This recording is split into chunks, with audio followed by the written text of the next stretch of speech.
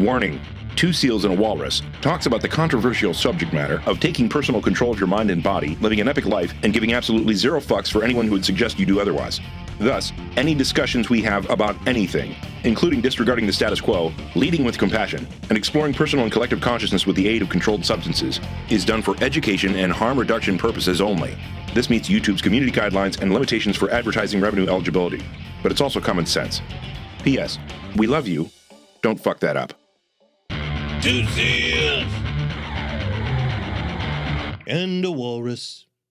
Hey, welcome to Two Seals and a Walrus. I am Sean Webb. Okay, so I wanted to re-record this intro just to give you a little behind the scenes of what happened with this episode, because this is indeed the episode in which we interviewed Shane Mauss, but it didn't start off right away with Shane in our studio. What happened was we had a little bit of a time zone snafu, and Shane showed up a little bit late. The guys and I decided to go ahead and record an episode, and so we were in a conversation that had absolutely nothing to do with what we were going to talk about with Shane, and then he came in and interrupted us. So what we wanted to do was cut out the original stuff that we had recorded before Shane showed up and put it on the web as extra content. So go to twosealsandawalrus.com if you want to see what happened before Shane actually showed up for his interview. And other than that, here's the Shane Mauss interview. All right, so let's table this discussion. Shane Mauss just sent me a text. He said he's here now. So, dope. Hey, Shane Mauss, what's going on? Hey, can you hear me okay? I can. Oh, man. I put it at 3 o'clock in my calendar, and but I'm in Central Time. No worries, man.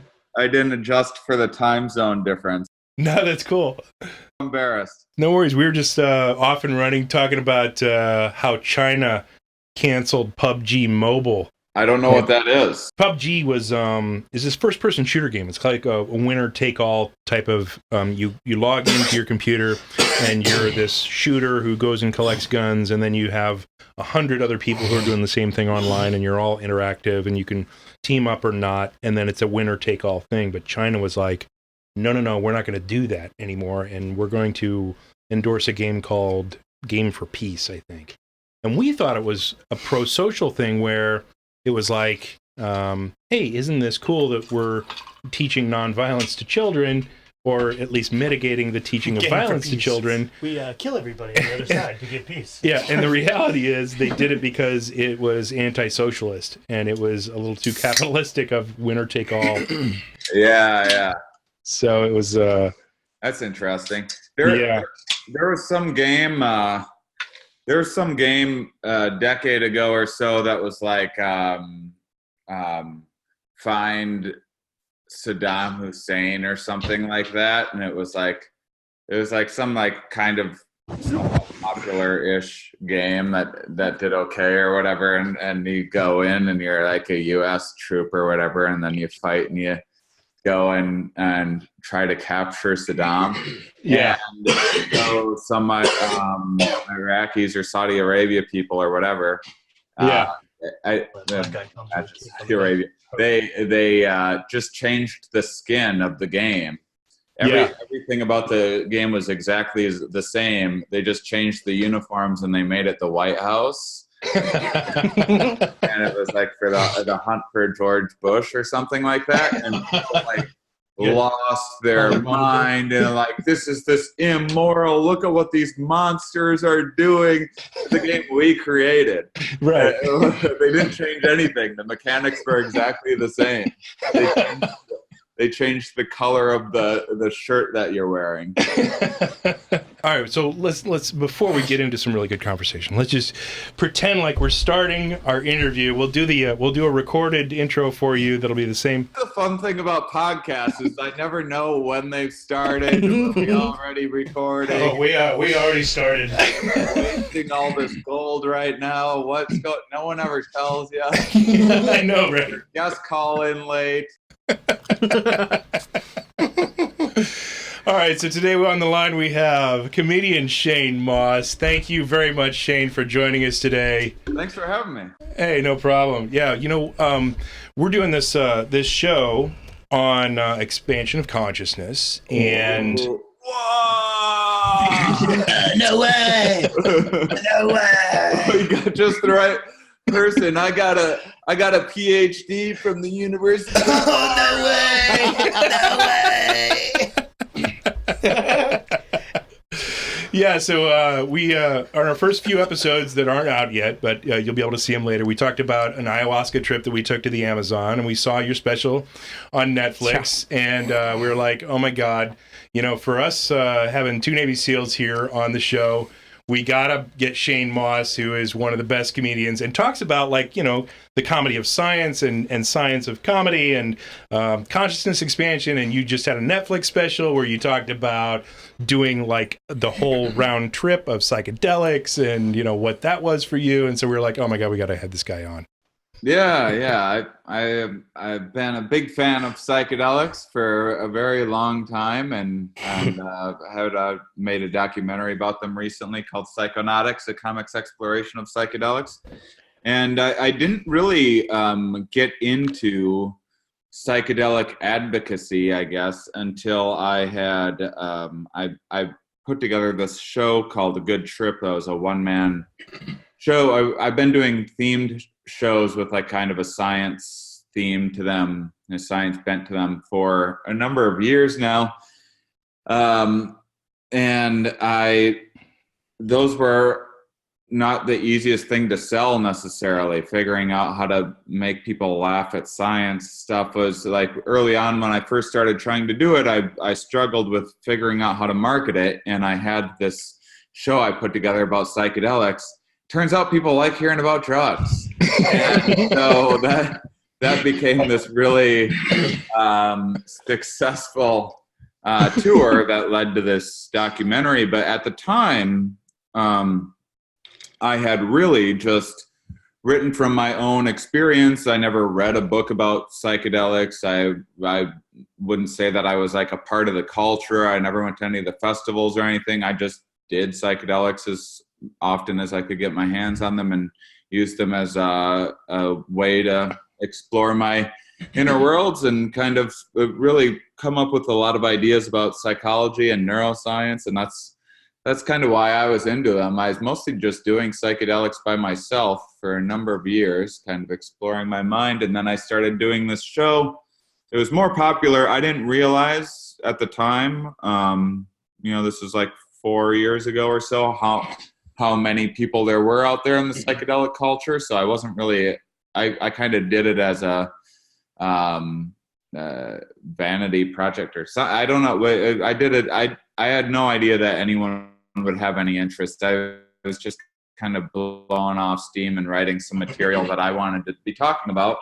And Right. It turned out to be really popular. And then in the course of like promoting the show, I had a couple psychedelic researchers on my science podcast. Here we are. And then I got involved with the Multidisciplinary Association of Psychedelic Studies, who came out and saw my one-man show and wanted to sponsor it and be involved. And so then I started working with them. And next thing I knew, I kind of got sucked into the culture of psychedelic research and advocacy. And my life's taken a lot of strange turns along the way, but it's been really interesting. Now, what do you think about the legalization, or at least the decriminalization of psilocybin mushrooms in Denver? I believe that was on the ballot and it passed just like by a narrow margin. Do you think, what is your opinion on that and what it might mean for the rest of the United States? Well, it's absolutely a step in the right direction. Mind you, decriminalization and legalization are two very, very, very different things. Just so Right. the listener know, decriminalization just means that the officially they have deprioritized the regulation and prosecution of mushrooms, which is something that any police officer, I think, kind of worth their salt, or that actually was like caring about the community that they were, pledging to serve, which I think many of them are, weren't concerned with mushrooms. I had so many off-duty officers come to my solo show, not as like an undercover operation or anything, but they were genuinely interested and because they're dealing with the opioid crisis and meth crisis and everything else, and mushrooms is at best, a potential, treatment for addiction. But a lot of people don't necessarily know that. But at the very least, it's just like there's no like shootouts happening over. That's why I was laughing. Like gang warfare, and any of the things that actually cause all of the like real troubles and police officers up at night, right? Caused by a myriad of other things that are completely the opposite of mushrooms. Right. You're responding to a bar fight. It is unlikely that bar fight is going to be caused by two guys who are on psilocybin mushrooms. Very, very, very, very unlikely. I was actually in a Jamaica retreat. It is weird that like I don't know if it's because of the Joe Rogan thing or what, but there is also like a lot of like intertwining with the psychedelic and like the MMA and jiu-jitsu right. and stuff, which is kind of interesting. I was just in Jamaica. There's this Myco Meditations. It's a legal psilocybin retreat in Jamaica. And I go down to help facilitate. My next one's going to be in mid-January of next year for people that are familiar with my stuff and want to be there with me. But anyway, they go to... You get 3 openings? You get 3 spots? Yeah. You need a golf cart? It's amazing. It's an incredible time. You should definitely consider. It's so much better than, because it's already a Caribbean vacation. It's basically the same price as like an all-inclusive Caribbean vacation, like anywhere else. Right. In addition to that, you also get to take a second trip, actually multiple inside of your mind. We might bring a camera crew. Yeah. Well, I'm actually maybe working on something like that for a follow up to my documentary. So get off my territory. If I already peed, is it? I can poop. But there was there's a young guy down there who's into all that stuff who's facilitating. He's like, oh man, I hope someone that's like an MMA person comes to. I want like an MMA retreat and everything. And like the idea, like I've never done jujitsu. I've done some boxing and stuff, and I get that there's like an art to it, and there's and all that. And so I get it, but it's still like it's so interesting the idea of punching someone on mushrooms. But who knows? Like, I mean, now, people are microdosing to like get better at their app building projects so they can like make a bunch of money in Silicon Valley, which is like the opposite of what my kind of psychedelic experience is like. The CIA used to use psychedelics to like try to make people better at war. So it's there's all sorts of interesting potential with these things, but you certainly don't think of them as something that's causing bar fights. Now, something that was really cool is in your special, you just laid it out there and you actually filmed like you going on the world tour of all the different types of psychedelics that are typically well known. And we did the popular ones. I wanted to do some more, but I lost my mind before I could get around to do it. Sometimes you have to lose it to find it. Yeah. I got this app on my phone because I microdose. So it's a Find My Mind app for when I haven't already punted my phone into the ocean. Yeah, that's handy. Cool. That's like the where I parked my car app. Yeah. My issue is that I can't open my phone when I'm sober. So once I've lost my mind, well, might as well be a box of dildos. All right, so one of the questions that I had on the top of my mind, and maybe we'll just go around, Robin, and take turns asking you questions, is that you did a special, or part of your special was on ayahuasca, and the ayahuasca experience that you did was like a closed session, domestically offered here, and so there was some secrecy involved with that. Yeah, well, what's interesting about that is so the way that it's actually portrayed in the documentary, and I don't know why this is like such an important thing for my director to like make it look super realistic or like make it some smooth transition or whatever. Right. But we cheated that scene a little bit because what actually happened was we cheated at showing me in a car like going to those underground ayahuasca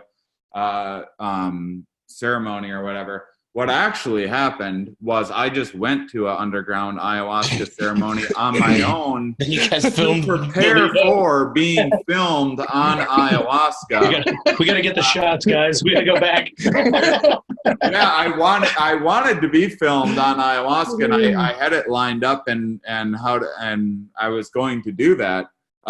It's just that the ayahuasca that I took prepping myself for doing that was led to a manic experience. I can bet. Exacerbated by some psychosis. So. Yeah, no, we went down to Peru, and we experienced. It was awesome. And we went down to Arcana, which is one of the top-rated ayahuasca retreats in South America. Period.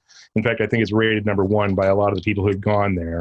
And they have the best tiger spirit. Oh, you've been there. I see. I was just about to say, how many people are like ayahuasca retreat connoisseurs? Like, if you've gone and done ayahuasca, besides CW, you probably haven't done it a million times, and that's probably the only place you've ever done it. So you're probably gonna be like, yeah, #1 ayahuasca in my experience. Yeah. First of all, ayahuasca's new. Second of all, it's the only place you've ever gone. I'm surprised they're not all rated #1. You don't want some third-rate interdimensional being living life advice. The homeless interdimensional Spend being. another couple $100 and get all the way to the slipping top the void guy. because he's bored and he's homeless on the other side. you gotta pay extra for the tentacle monster.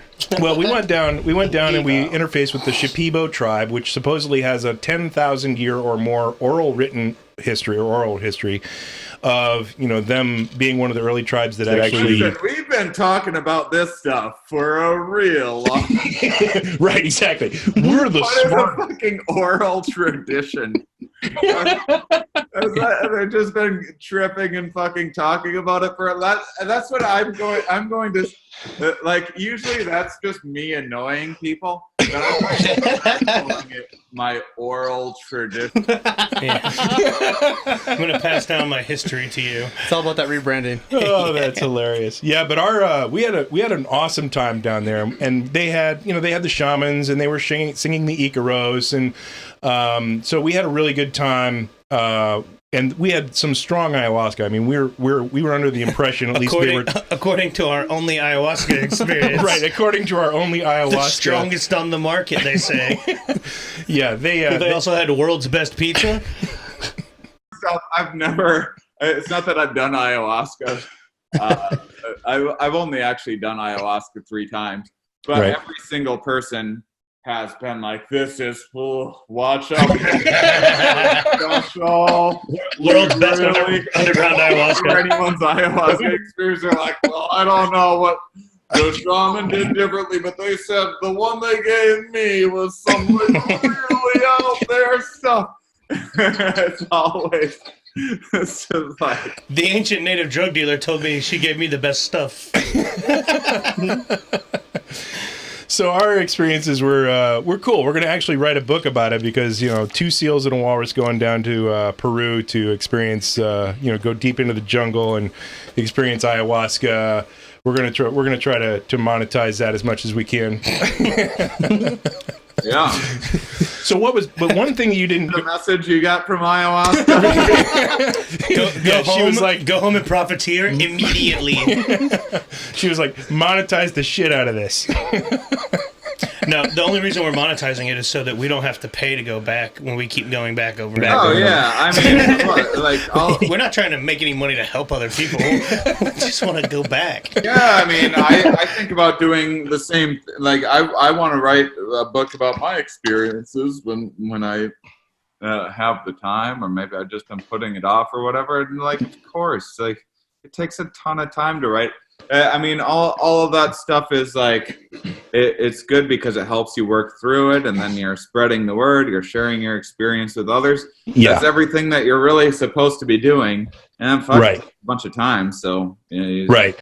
Now, what was your ayahuasca experience like? Because you didn't really go into it. You just kind of were like, well, I'm going to the secret ayahuasca ceremony. We can't film it or whatever, as the follow up of you actually doing it previously. But what was that? It was someone with Peruvian training. It was actually a person who I trust so much. I've actually done ayahuasca with a Peruvian before, and it was just really disappointing because they weren't giving me enough and everything. And this person knew me pretty well, and she had just tons of experience, and she had the whole Icaros and everything. Nice. There and yeah, I mean, it was amazing. It was the best. It was the best trip of my life. I don't know how many. I probably had around 500 psychedelic trips or something like that. And that right. ayahuasca one that put me over the edge was my favorite. Yeah.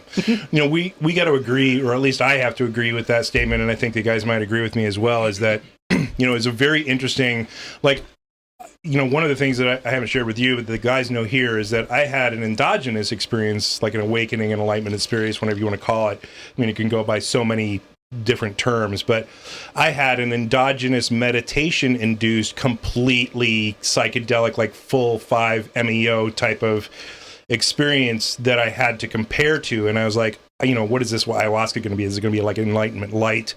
Is this going to be like a watered down version of an enlightenment? And I was really surprised at how awesome it was in comparison to what I thought it was going to be, in that it remained, your agency remained, but at the same time it put you in contact with a deep level of subconsciousness that knew every story that you had, but yet at the same time had a different perspective on every story that you've experienced, and was able to give you advice about your life from a very meaningful, positive perspective that made a difference in your life afterwards. I mean, is that something that you also got out of that, or was that something that's Yeah. Mine was, there was some of that, and that was, I mean, to me, it felt like a little bit of a mix between, it was a very grounded, DMT-ish experience. DMT, it's so fast and crazy, and it just blasts you into some other dimension or subconscious world or whatever, and you're just lost in there, and you're either there or you're here. And right. Ayahuasca was I got a little bit of that, but it was grounded and tethered to this world, and it's a little more like a mushroom trip in a way. And so, yeah, it's a little bit of a mix between the mushroom and DMT experience, I guess. But mine was kind of showing me less insights about myself, I guess, and more about bigger questions of humanity in general. Right. And then it kind of told me kind of my place in this a little bit, and told me a few things that were going to happen, and then they happened very shortly afterwards. That's why I kind of started freaking out a little bit, because ayahuasca made some very specific kind of predictions that it made too much sense. Creepy bitch. What's that? Such a creepy bitch. Sometimes ayahuasca makes too much sense. Yeah, and it's not that's a lot of people it's just very transformative and I don't know, reassuring and fulfilling for them to have this spiritual connection. Oh, I just saw God and I have this mission now and I understand it. And when I got that, I was like, what the fuck? Is my ayahuasca broken? Any of this real? Has any of this ever been real? Is this real? Yeah. It was more unsettling for me. I'm a very skeptical person, and I'm just really reluctant to buy into any real ideas of spirituality. It's been slow going for me to get into like meditation and yoga and things like that are really beneficial and I've enjoyed doing. And I've had all sorts of spiritual experiences on psychedelics. I've seen all sorts of weird beings and gotten all sorts of messages and everything else. And I really have a hard time with any of that. In fact, it's a lot of what draws me back to psychedelics is being like, was that real? I don't know. You run that by me again? I better take another peek in there. That must have been some sort of cognitive trick. And I mean, that's a big part of what my kind of take on the psychedelic experience is a little more of like an exploration of the subconscious from stringing together ideas of neuroscience to understand what is happening in the generation of our consciousness and how memories are formed and how our perceptions are biased and that sort of thing. And that kind of root sensory information that it is giving you access to is kind of more my take on it. And so I think that when you're seeing these other worlds and different dimensions and entities, I think those are all worlds and dimensions and entities that live inside of your brain that have like very specific tasks. Bingo. It sounds strangely familiar. Yeah, Shane, I had a question. So a lot of what you described actually was eerily familiar with my experience. You mentioned a lot of your experience was kind of in regards to reflecting on humanity. Could you extrapolate a little on that? Because that was pretty the humanity aspect plus how we form memories and emotions. That literally describes 99% of my experience on ayahuasca. Like reflecting on humanity and trying to understand the human psyche with emotions, memory, and time. That was mine. So when you talked about humanity, I'm really curious. Yeah, I mean, I wish I could remember all of it. And every time I tried to write it down, when you say like your subconscious would give you a different angle of looking at it, every time I'd go to write down like what my experience was, I would see it was like almost like the trickster part of my brain. Yeah. I'd get to the end of like what I think was a conclusion and then be like, but look at it this way. And then and it would just kind of change my perception of all of it, and it would it's constantly moving. It's like that floater in your eye. But my experience, my like subjective experience, not necessarily what I think was actually happening, but my subjective experience of the trip was something about how there is, so imagine that there's like this kind of fabric of data and like mathematical properties that are just like recombining themselves and stumbling across themselves and like forming these new possibilities. And maybe that's like where, so from my DMT experiences, like I've kind of seen this thing, and it seems like that's where this universe came from. Like the Big Bang was just like two different existing, like what we would call laws of physics, crashing into each other and creating a new one. And that's this like Big Bang that happens. But this is like, this is one of an infinite number of universes that, and all of the information from that is being filtered back into this fabric and pattern that is basically kind of this realm of every possibility of everything that there is. And so within our own minds, we also have the, like anytime someone goes to pitch a TV show or whatever, they're like, it's like this with this. Okay. And you combine these two ideas and then you have this new world that you've built. And I think that's much what creativity is combining these set ideas and stories that you already have in your mind and creating these new ideas from them. And then that new world that you've built influences who you are and the cognitive space on a more universal level. And it was that this was this inevitable process that you couldn't stop from happening. Like these mathematical properties, they couldn't stop from combining. You can't stop having ideas.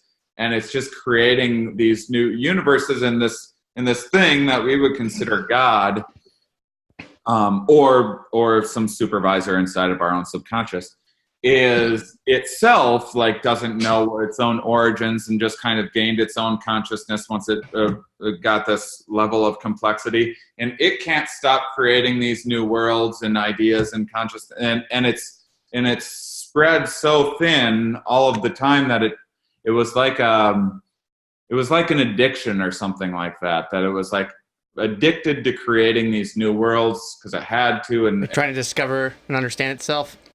Yeah, I guess. And then maybe it wasn't clear, but like humans do this too, and we stretch ourselves thin, and we get like really addicted to like these big sensations and like the Big Bang and the mind-blowing idea, and often we can get ourselves in over our heads and everything else. And so it was as if like this thing was like showing me that it was like stretched thin due to this addiction of creating all of these like new worlds that I had, and it related to my life of struggling with alcohol addiction, which I had just like quit drinking right before that, and then that related to the human condition of like the universe being of not the humanity having all of these addiction and compulsion problems, and it was like all of it was a reflection of the same thing. It was like a reflection of my individual life, a reflection of all of humanity, a reflection of this universe, all kind of tied together, all at the exact same moment. And I remember like right before, and I've always been such a skeptic of the purging, like people romanticizing the vomit, and you know, to me it's always like it's great to like reframe things in a positive way and accept these negative things that we have to go to. But some people like it's like almost like a fucking fetish for them. And so I've always been like a little skeptical of that.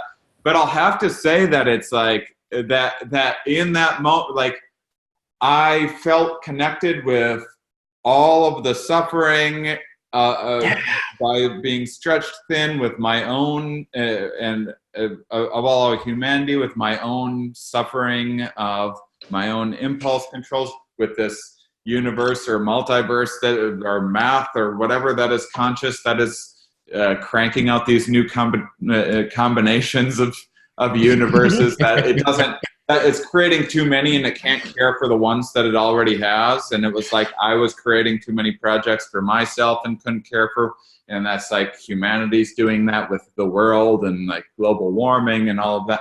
And it was just like I felt all of that I guess suffering. I didn't, you know, at the same time, and then that's when I like purged, and it was, and I hate to admit this, but it was just like this beautiful. It was like it was the most fucking painful. Like it was so preposterously awful. No, I tell Sean's is worse. So absurd how awful it was, that it was like there was just this deep beauty in it, and then the purging was just like, after that I just like have never felt better. It was just like this sense of peace and calm and like acceptance, and that like it was kind of gonna work out, or it's not. I don't know. Yeah. Did you mouth purge or butt purge? Oh, I mouth purged. Yeah, I haven't done the butt Good purge. choice. But imagine the beautiful tale that I'll have about that. I'll tell you this: I butt purged most of the week, and then I did. Yes, he did. I did a hero dose on Friday, which got Did me did you doing shit your both. pants, or did you make it to the bathroom? No, He I made shit it. my pants. That's how deep we were. It's ridiculous. I made it to the Coward. bathroom, thankfully. But I got to tell you, it is one magical medicine that can turn both vomit and diarrhea into a spiritual experience. Yeah, as long as you don't think you're trying to shit out a dinosaur egg, you're happy. But I agree with you. I mean, on that toilet in the middle of the Amazon jungle, my experience was not just diarrhea. It was I was shitting out evil that I'd been carrying with me for like multiple years, or carried around whatever it was that was coming out of my body. It seemed like that. Like Somebody, my mind was creating it. And by the way, I really appreciate you making the analogy or drawing the parallel that there is also. There's always a shade of gray of it could be something spiritual. It could be that our consciousness is reaching out through our neurons, through our microtubules out into some, unknown data structure of the quantum field, because they connected, these vibrations of quantum field into the microtubules of our neurons. Or it could be that, or it could be just an invention of our mind, or it could be an experience of our mind that is meant to teach us something that we don't yet understand where that is in our mind or what that function is, but it's beneficial and it may be there for an evolutionary purpose. I love that you have one foot in each boat. We could also just be doing it and it have no effect, and we could be like cheesing. Yeah, we could be doing it just for fun. We could totally be making up any therapeutic value. Yeah. But then we go back to intent of use, even if it is placebo, which, Shane, I love the fact that you're a skeptic because I totally relate to that, man. And I think being a skeptic allows you to continually ask questions, which continually allows yourself to gain knowledge and also understand things better, which, I like to think that's how I am with stuff, whether consciously or subconsciously. But I think that goes back to intent of use, because I'm a huge skeptic, and going into the, ayahuasca ceremony 2, 3, and 4, I was like, this is bullshit. I'm not going to talk to some spirit monkey in the fucking jungle. But kind of having gone there, man, you really nailed it on the head. I almost interjected a couple times and was like, dude, get out of my head. Because that's literally describes my experience in a nutshell. Hour ahead. Yeah, I mean, I've definitely had a lot of those universal consciousness kind of experiences. Like doing it in a group seems like it has an influence too. Even with mushrooms. That's why I went down to this Jamaica retreat to check it out rather skeptically and see what it was all about. And then I had the craziest mushroom trips of my life, because turns out when you get like 15, 20 people doing like really high doses of mushrooms in close proximity of one another, like there is some sort of like odd shared experience thing happening, whether it's just in our heads or we're picking up on micro expressions or little noises or whatever that are sensitive, or just more sensitive to things than normal. I don't know, but yeah, I mean, I go back and forth with this stuff a lot. Now that it's been a while since I've done a psychedelic, I'm definitely much more toward the scientific side of things and looking at like, I think that ultimately at the end of the day, this is a lot of the takeaways from this stuff is the same sort of thing that like, your friends or relatives or whatever could tell you. It's just like you getting a little more of an objective point of view of yourself. And I think that there is a difference kind of in there's a communication barrier between your consciousness and your subconscious world, and in those psychedelic experiences kind of opens up the levels of communication a little bit, because at the end of the day, like it usually is and this is why psychedelic users sound like such fucking idiots to most people who have never done a psychedelic, is because like your takeaway message is all a bunch of shit that's already like embroidered on your mom's decorative pillow, and like home is where the heart is. What? But what's really funny about that though is, I find myself learning this time and time again, is there might be a lesson your parents tell you, about hard times or this, that, the other. It doesn't matter what the lesson is, but until you actually walk that path, you're like, oh shit, I actually didn't get it, but now I get it. But that's what leads me to think that it is the subconscious world, because it's like this, roommate situation where your subconscious is sitting they're looking through your eyes, and you're just watching you like fuck up day after day. In your brain, just like screaming Staring at you while you sleep. They're trying to gently nudge you through these like different emotional sensations and everything that you're having this impossible time interpreting. And they're just like kind of trying to scream at you to like get this, but navigating this life is some pretty complicated processing that we're doing just to be able to hear and see what we're hearing and seeing right now is some pretty intense computation. It's crazy. Happening. There's no other species that's able to do anything like what we're doing. Yeah, and with our complex theory of mind and things like that we can look into people's minds and imagine their feelings and their reactions and predict emotional reactions in our fellow human beings that's just crazy stuff. So I think that like finally like our subconscious breaks through to our consciousness and able to like, come on, this is. I just want you to exercise more, damn it! And even though you've known that you should exercise for a very long time, it's like the underlying logic behind your drives is revealed to you a little more clearly. Because until that, a lot of us are like, yeah, but why? Why should I do that? It's like, prove it to me. And we're all, kind of figuring out the best course of action in life and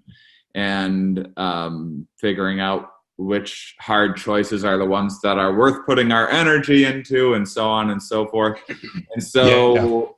I think that's a big part of what the experience is. Now, if I went and smoked DMT right now, I'd be like, guys, I just saw a different dimension, and just forget everything that I've been babbling about for the last 30 minutes. It's got nothing to do with my brain. My brain's not even a thing. There's some other dimension. This is just an illusion. Right. We're all trapped in some hologram. The mimes have been trying to warn us this whole time, but they just and right. This is all a metaphor for some other thing. So let me ask you this as the last, because I know Doug wants to ask you some questions about some comedy stuff, because you've dug pretty deeply into the science of comedy. But as a last question on the psychedelics, being a person who's done a Netflix special on psychedelics, what actually on Amazon and iTunes. I've corrected him twice, and he's just plugging Netflix. Don't let him get away. Sorry. Yeah, I don't want to plug the wrong outlet for you, because I have like a bunch of them here. I don't have TV. For it to be on Netflix. So far, the industry has been really reluctant to do anything. Because of the drugs. pro like. That's glamorizing drugs in any way. I mean, they've had DMT, the spirit molecule, and neurons to nirvana, right? On, and so it seems like it's not a completely far-fetched thing. But I've had, just from other projects that I've been working on related to psychedelics and everything, it's pretty insane how nervous even like a HBO or Showtime or something like that is to promoting anything that isn't like an after school special. Anything right. That's like doing a bunch of blow and like shooting people for heroin or whatever is like all fun and games. But right. Anything that's like, hey, this stuff is legitimately therapeutic. Right. They don't want to talk about the science. People might stop killing themselves if we check this out. Yeah, right. They don't want to talk about the science. They don't want to talk about the positive aspects of, the things that we've been ignoring for the last few decades. So that brings up one more question, and I'll put this question before the last one, but or at least on psychedelics. Are you finding a difficult road on spreading your media message? And you kind of answered that, but I mean, regarding algorithms and automatic blocks of non-shares on YouTube and things like that, like we know every time you talk about psychedelics, you're not going to come up on suggested videos. Yeah. on like how much of a challenge has that been for you, even though you're attacking it from a here's the basic science, here are the facts, here is the research on this, here is the positive and negative aspects of these, you know, sacred medicines or psychedelics or these chemical compounds, whatever you want to classify them as. How difficult has that been for you? What are the challenges that you've faced? Well, in the beginning, it was, you know, the small grassroots thing, and I was just, you know, trying it out for 30 people in some little indie venue or whatever. And then when it started taking off, and became popular, and it was like, you know, I was able to run these Facebook ads to target the psychedelic community pretty well and that sort of thing. And then things started taking off and like looking really good. And I was like, oh, this is going to be a special. Oh, okay. Someone wants to do a documentary. And then I got this big development deal through a studio that anyone would recognize if I said it. And like all of a sudden I was like, holy shit, I guess this is going to blow up. And then it just reached a moment where everything kind of came crashing to a halt all at the same time. I've really put all of my psychedelic stuff on the back burner. I don't really do much other than the documentary just came out, so I'm kind of talking about these things again. But after the 2016 election, which took the wind out of the sails of a lot of psychedelic people and Democrats and everything, and have people reprioritizing things. It also, like, there was the big, Facebook started censoring a bunch of stuff with content for like hate speech and that sort of thing. And what got swept up in that, for whatever reason, was drug content as well. And so I was no longer able to. I can still run ads for my psychedelic show, but they're incredibly expensive now. They don't really pay off. I can't target psychedelic interests anymore. Like, you can't be like, hey, anyone that is a fan of the LSD fan page or whatever. Like, you can no longer target those people. Wow. And this development deal that I had like all the big, it wasn't even my idea. A big company came to me for me to host a psychedelic storytelling show, and they spent a bunch of money putting together this. They spent way more money than I spent on the documentary. We spent on the documentary putting together like a little 10-minute sizzle thing to take some meetings, and like basically everyone wasn't even like a polite no. They were like, "Are you fucking crazy?" What's that rule? If you're one step ahead, you're genius. No, I'm sorry. If you're one step ahead, you're smart. If you're 2 steps ahead, you're genius. If you're 3 steps ahead, you're insane.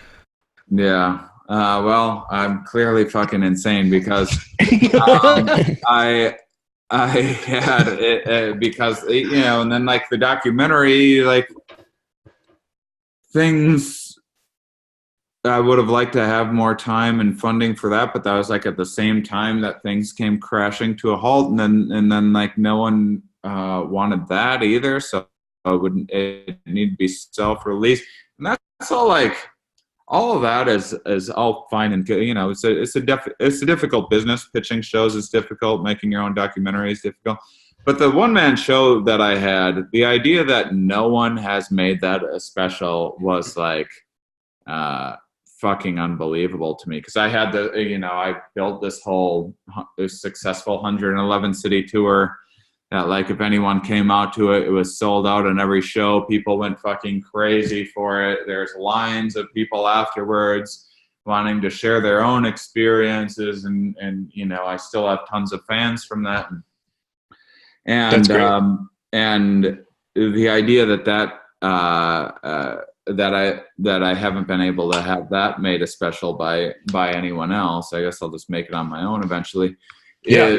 Is like, it shows me that that's, the industry certainly isn't there yet. Granted, all this stuff was before Michael Pollan's book. That's changed things in terms of normalization. Yep. And yeah, I mean, the decriminalization stuff it's going to get people talking, and, a couple of years will go by, and, I guess one of the nice things about the decriminalization is it really won't actually change anything. Right. I don't think people are going to be doing more or less mushrooms because of it. I don't think it's going to lead to less. I don't think there's mushroom arrests happening in Denver anyway.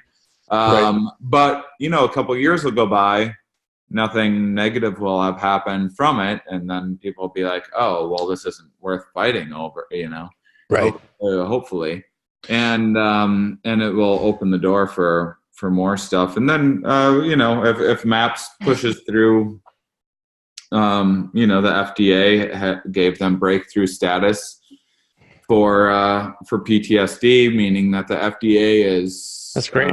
Having to help them because it's unethical for them to keep people Keep ignoring it from this potential Right. treatment. So things seem like they're heading in the right direction, but I don't know. I don't kid myself into having tons of faith for humanity. I think that most people are idiots. And I don't think putting a lot of faith in them is warranted. But who knows? Maybe that will change. No, I mean you're preaching to the choir on that one. We kind of really agree with a lot of the stuff that you've been talking about the last few minutes, especially regarding the push into the research of PTSD. We have a couple of guys over here on the sofa who, after their deployments, went through a small transition phase that they had to deal with. That probably would have been assisted by some type of chemical compound. But they was assisted. They gutted through it. It definitely would have been. Well, Ben can claim that he's a psychonaut, so he's right up there with you with the number of trips that you've had. I never did anything, even weed, until I couldn't find a solution for my neck injury. Yeah. And I had a couple of former teammates of mine that were like, "Hey, did you start smoking yet?" I'm like, "What? No." They're like, "Well, you should." And I was like, "Okay, I guess I'll try it." And then I was like, "Man, I haven't had a neck flare up from my nerve injury for the first time in 8 years." Wow. Okay. Yeah. Right. Yeah. So out of all these psychedelics that you've done during that portion of your exploration in your career, what was your favorite? What was your favorite one? Nice. Good question. Well, mushrooms. That's such a loaded question, dude. So none of this content is usable anymore. Dude, what the fuck's up? What's your favorite? Give us the lowdown. What do we want to go get? Which psychedelic is best and why? What do you recommend for the children of this nation? Do you have a name and number? Mushrooms. Yeah, obviously. Amen.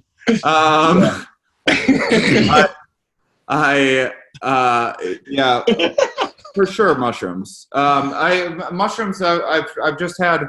They're just so dependably good and therapeutic for me, and there's just so much less stuff that you're running into in terms of knowing you're getting the product that you're getting. LSD is a really difficult compound to make. DMT is pretty easy, but still you don't necessarily know how that's being made and finding it in the first place and everything.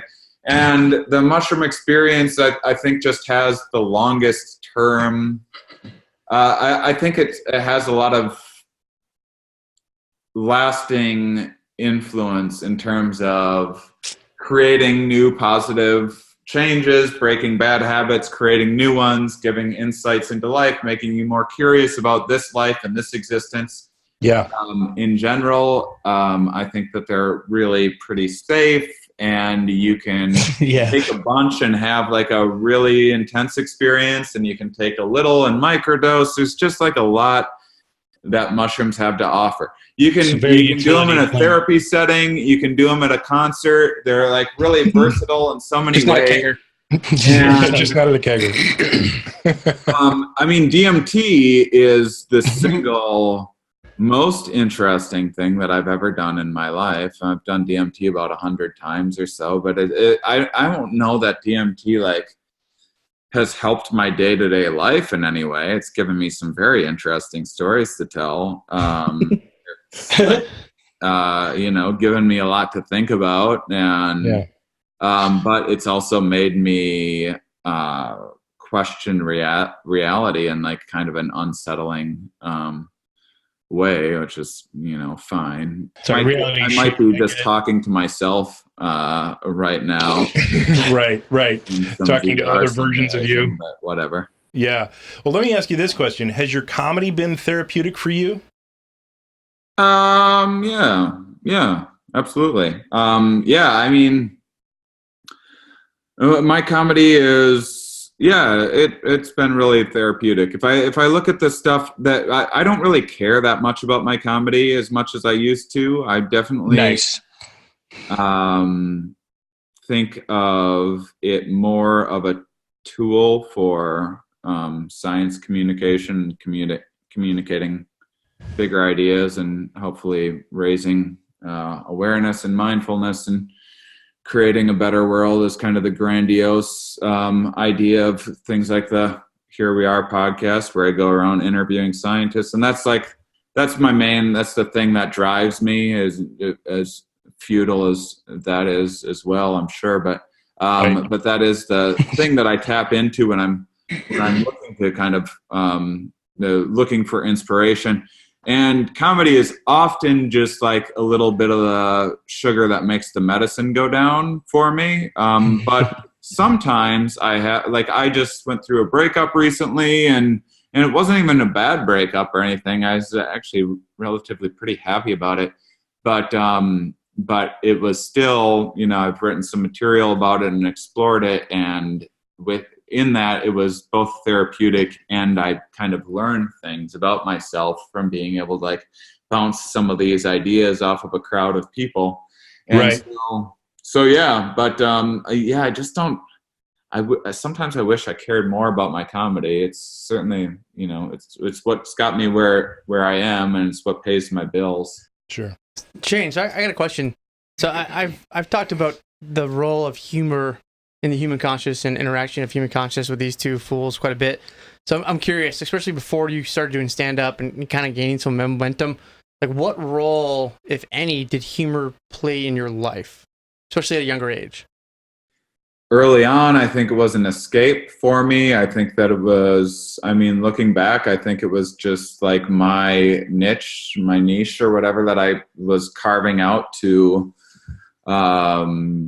gain status, to talk to girls, to make friends. Nice. I don't think it was. So let me get to kind of the heart of it, and I'll relate to why I'm asking. Because I watched your documentary, and I think at some point you mentioned, or it was mentioned, that you struggled with or wrestled with either depression and or bipolarism. So I was curious if comedy or just humor in general played a role with that, or helped you cope with it, or helped you. Oh, it has in my adult life. I'm just saying, like early on, it was a much more shallow kind of experience. Okay. If anything, it was just the. It was just something, it was just like a reason to not kill myself, was that I was like, well, maybe one day I'll be this famous stand-up comedian. And what a thing to look forward to. What's that? What a thing to look forward to. I don't know that today. As soon as I had a bit of success, all of that stuff all seemed pretty empty and pointless anyway. And that's why I kind of shifted my career into exploring some of these bigger ideas, and so it's just changed things a lot. Like if you listen to my first album, I was just like telling jokes just to get laughs and being silly for the sake of being silly. And there's nothing wrong with that. Sometimes I still miss that part of myself. I just don't do that anymore. I definitely use much of my comedy to explore being bipolar, to dealing with depression, dealing with lack of motivation, trying to communicate big ideas. I love writing jokes about just how futile and pointless all of this existence is, and just seeing the look on audiences faces, and they like just wanted to like take a break from their miserable jobs and have a couple laughs for a night. And I just remind them of how incredibly tragic all of this is. You're only here because your dad didn't pull out. that really does it for me. No, I love that, man. You know, comedies or humor has played integral role in my life. You know, I dealt with a parent with health issues since I was 11, and I kind of discovered early on that humor was this dynamic you could bring to a situation to lighten it or kind of just improve happiness that nothing else could. And I think once I realized that, I just kind of carried it with me. And whether that was on active duty or even going through training, I don't know, and Ben can vouch too, I don't know anyone that makes it through that doesn't have the darkest sense of humor about this shit, which is why we're laughing like half the time you're talking is because it's so relatable and we get it, and we've had these similar conversations. And, you know, I think it's important to be able to joke about things that are uncomfortable, you know, otherwise you just fucking give it power. Well, everything's funny or nothing's funny. Yeah. And I got a lot of respect for the way that you transitioned that self-deprecating suicide into wanting to kill everybody else by doing stand-up. I think it's really impressive. I support your work. Yeah, well, we certainly are big supporters of your work. We really appreciate your work in psychedelics, and we're on the same boat and expanding consciousness. And we're a big fan of poking fun at the darkest sides of us. And we really appreciate that, and we wanted to have you on and have you as a guest because you're kind of our spirit animal for this podcast. Oh, well, the dog's right in front of you there. I hope he can't understand what you're saying. He doesn't speak human. Hey, you're okay too, bud. He took a shot to the ego when we admitted that you were our spirit animal and not rigging the dog here. But he's meta aware enough to know that his ego doesn't mean anything. So, yeah. But thanks for your time today, and thanks for coming on, man. Yeah, let's do it again sometime. I'll call in on time next time. Sorry for the time zone confusion. Yeah, totally. All right, brother. Have a great time. We'll talk to you soon. Thank you, guys.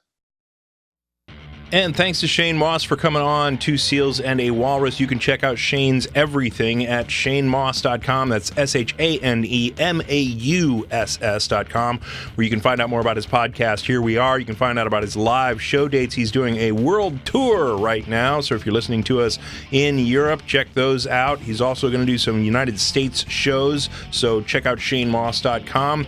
Please hit the like and share buttons for 2 Seals and a Walrus, and don't forget to subscribe and hit that little bell icon so that you can get updates about when we put out shows. We get a lot more awesome stuff coming for you in the future. Hope this message finds you well. Talk to you soon. Peace. Share this shit.